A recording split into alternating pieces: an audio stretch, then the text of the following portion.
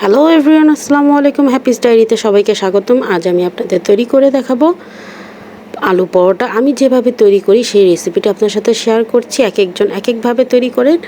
আমি যেভাবে তৈরি করছি সেভাবে একবার হলেও বাসায় ট্রাই করে দেখবেন। আশা করি আপনাদের সকলের পরিবারের সকলের কাছে ভালো লাগবে, আপনাদের কাছে অনেক ভালো লাগবে। আমি ফার্স্টে আলু নিয়েছি 4টি, তা ম্যাশ করে নিয়েছি।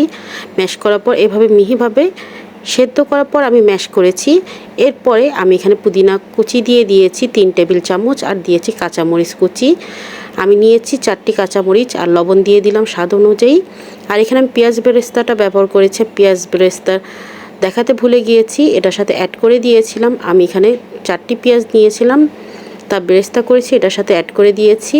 আর ময়দাটা আমি নিয়েছি 2 কাপ পরিমাণে পানি, অল্প পানি দিয়ে আমি এটাকে একটা ডো তৈরি করে নিয়েছি। রুম টেম্পারেচার পানি দিয়েই আমি এটা ডোটা তৈরি করেছি। এরপর আমি ম্যাশ করা আলু ভর্তাটাকে আমি মাঝখানে দিয়ে দিলাম, আর দিয়ে ফোল্ড করে নিচ্ছি। ময়দার মাঝখানে দিয়েছি আমি যে ডোটা তৈরি করেছিলাম, দিয়ে অল্প অল্প করে হাত দিয়ে এভাবে চেপে দিচ্ছি যাতে মুখটা বন্ধ হয়ে যায়, যাতে না বের হয়ে যায় আলুর পুরটা, এর জন্য। আর অল্প ময়দার গুঁড়ি নিয়ে আমি আস্তে আস্তে করে বেলে নিব যাতে করে না বের হয়ে যায়। আমার পরোটাগুলো রেডি হয়ে গিয়েছে তৈরি করে, এখন আমি ভেজে নেব।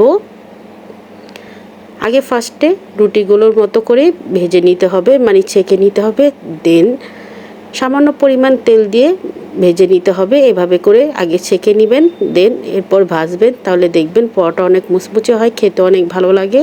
আমার আজকের রেসিপি যদি ভালো লাগে প্লিজ আমার চ্যানেলটি সাবস্ক্রাইব করবেন, আমার পাশে থাকবেন।